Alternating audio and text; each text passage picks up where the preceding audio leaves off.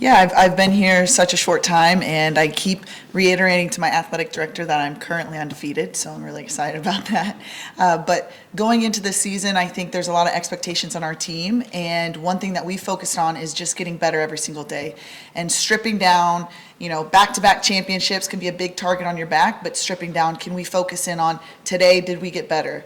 And tomorrow, are we getting better? And going into the season with short-term goals of making sure that we're getting better offensively, defensively in our practices. I feel like we've really prepared for our first opponent, which is going to be Shorter University, which we're really excited about.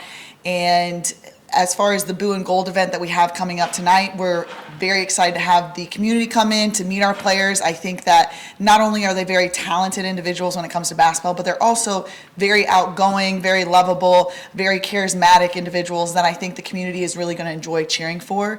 And so with the Blue and Gold event, we want to make sure that we invite everybody to come out to it. And I think it's a great event for the community to not only celebrate Halloween and get to meet the players, but also interact 1v1 with some of our student athletes. And that goes for our student athletes and also men's basketball and some of the other student athletes that'll be at the event. So we're really excited about it. Anything in particular you're hoping to see or get out in your first game? New coach, new team, anything you're just really looking for in that first game?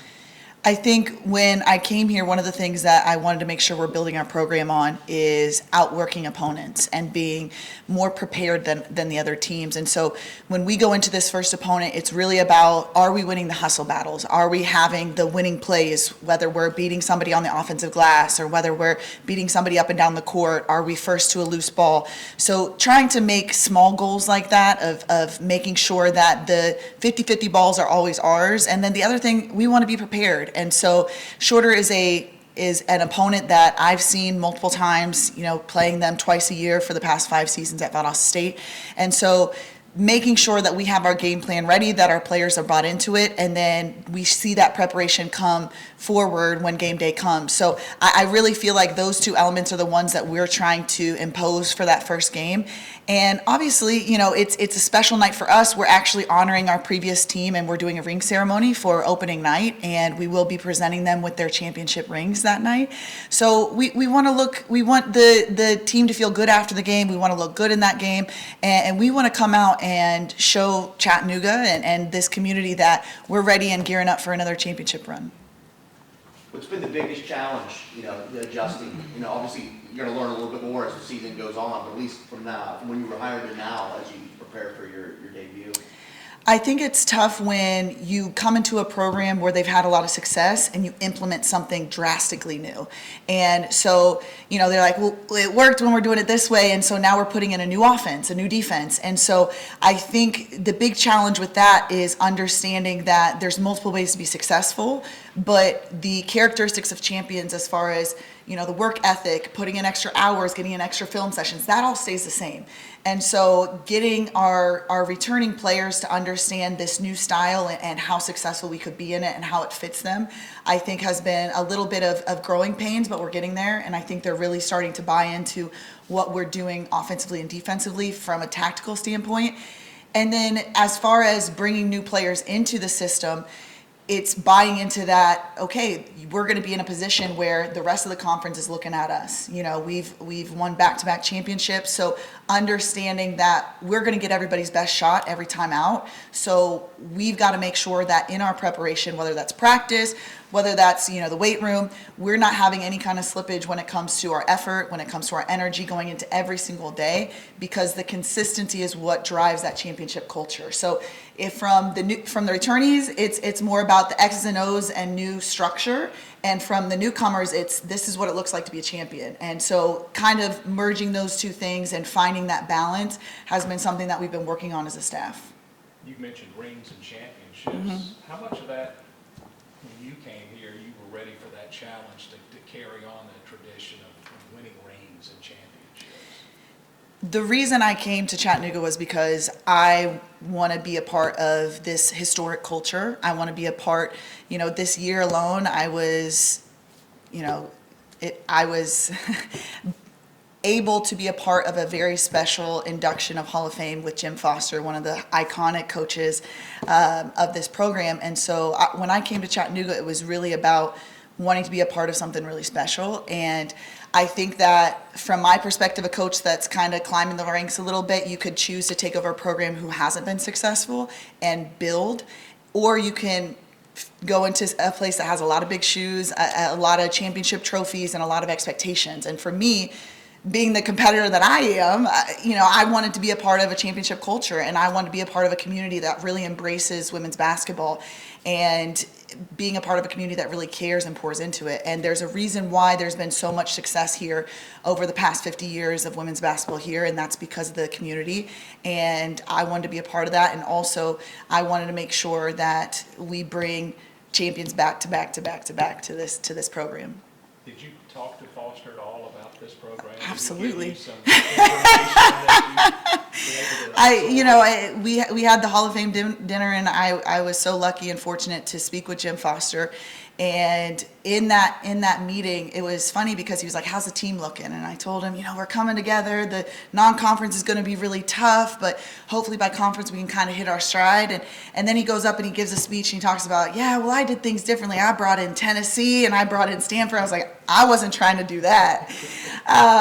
But I think one of the biggest things was he made it about the people. And one of the stories that I heard when I first came here to Chattanooga was how Jim Foster never had a desk. And so when I got into my office, they're like, when Jim Foster was here, he didn't even have a desk. He'd just sit there. And I asked him about that. And he said that he really wanted to make it about the players and about the relationships.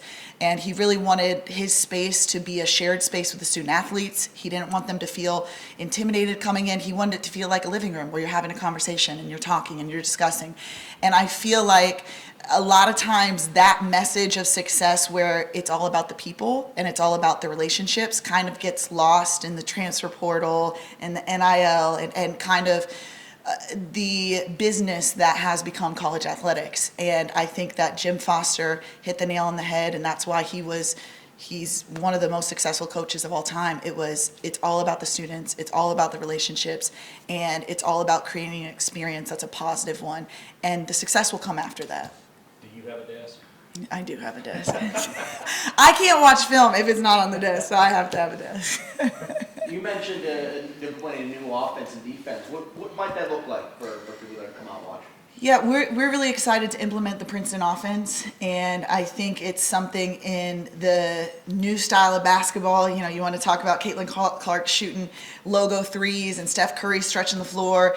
It's a 5-out read and react offense, and I feel like it very well translates into the Division I women's basketball game. You look at UConn runs it, Notre Dame runs it, Stanford runs it. All teams that I'm mentioning are in the national championship discussion year in and year out. So we're really excited to bring that to our fans. And also I think it fits the demographic of the typical Chattanooga student athlete. I think, we've had a lot of high success academically and athletically players. When you get players that are high IQ that, we last semester, they got a 3.5 team GPA. I mean, that's fantastic. So how do we use those strengths that our players have, and having an offense like this where they can read, they can work together, they can use their high basketball IQ, and they can really kind of outsmart the defense a little bit. I think that in the women's game, since we don't have dunks, a backdoor is like the epitome. A backdoor or a deep three is kind of that highlight play. And in the Princeton offense, you get a lot of those plays that give the oohs and ahs, and the fans really enjoy. But also, it makes it a very fast-paced game. And so we want to play fast. We want to get out in transition. We want to make sure that we're turning our defense into offense. I think that defensively, we have a few different principles, but we want to be stout defensively like they were previously. We might have a little bit more trapping action when it comes to ball screens, and that then fuels the offense. We're able to get some seals, then we're able to get out and score in our transition. So I think a more up-tempo game is something that fans are really going to enjoy, putting more points on the board. The fans really like to see that. And then also seeing different people get involved. It's going to be very much a shared ball. So any given night, it could be any of our players. We have some really talented freshmen, which I'm hoping our fans get to see on opening night, how talented our freshmen are, and see that our future is bright here, and we're really excited about what this group can potentially do. Stephen Olaf's daughter was recruited by one, played for a second. What was that? Was she convincing, were you convincing her? Was she testing you? What was that like? When I was assessing the position and the job, one of the things that I was looking at was, okay, who might we have returning? And Seagren was one of the ones that came up in discussions of going to Clemson with the previous staff. She's obviously a very talented player. And I remember watching her film and knowing how perfect she would be in our system, and talking to our athletic director and being like, she's really one that I feel like if she could stay, she could be a cornerstone for what we're doing.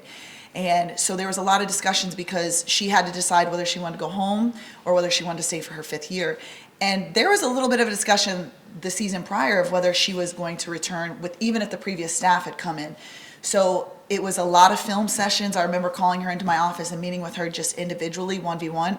But the more you get to know Seagren, the more you understand she's very analytical. She wants to analyze every aspect of it. She's very intuitive when it comes to the game of basketball, very high IQ. So she wanted to see what I was talking about. So we watched a lot of film. We talked about where she fits, where I see her within our stuff. And the more she watched it, her eyes got a little bit big, and she's sitting there and she's like, yeah, I could see myself being successful in this. And from my perspective as a coach, I know she would think differently because she's a perfectionist, but she's fit like a glove into what we're trying to do. And I think her versatility when it comes to being able to bring the ball up, being able to shoot the ball from deep, being able to move without the basketball, post up, and then her defensive know-how has really made her one of our key pieces to the program this year. And I'm really excited for the community and everyone who's fallen in love with Seagren's defense to see her capabilities on the offensive end and how she's going to be able to impact what's going on, not just from a scoring sense, but from a decision-making, from making reads and everything like that. Are there any differences? She's talked a while about going back home. Yeah. What's the difference between keeping a player that has a chance to maybe step up, go to Ohio State or Clemson or wherever, and a player who wants to go home?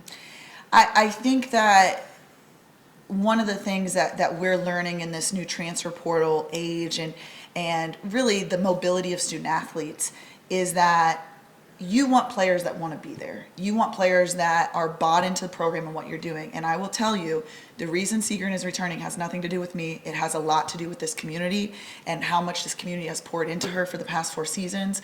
The program that she's built, the legacy that she's helped build was a big part of her decision. She wanted to make sure that she was leaving it better than the way that she found it.